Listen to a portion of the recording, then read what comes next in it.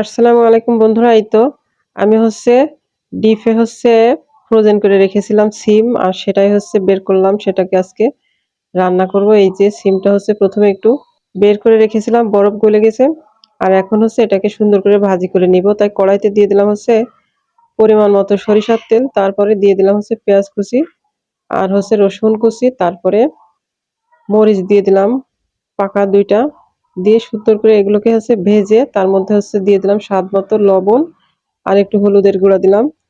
আর তারপরে এই যে এর মধ্যে আরো একটু দিয়েছি কালো জিরা আর গোটা জিরা দিয়ে সুন্দর করে মশলাটা আমি ভাজা ভাজা করে নিয়েছি।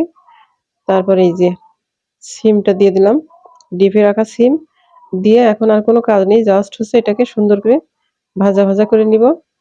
আর যেহেতু ডিপে ছিল একটু পানি উঠেছে, আমি একটু পানিটা সুন্দর করে শুকিয়ে নিয়ে এই যে সুন্দর করে ভাজা ভাজা করে নিয়েছিলাম। আর এই সিমটা আমাদের উঠোনে গাছ ছিল, নিজেদের গাছের সিম। আমি সুন্দর করে অপারেশনের আগেই সুন্দর করে প্রসেসিং করে রেখে দিয়েছিলাম, আর আজকে এই যে সুন্দর করে সিমটা খাওয়ার জন্য রেডি করে নিলাম। যাই হোক, সবাই ভালো থাকবেন। আল্লাহ হাফেজ।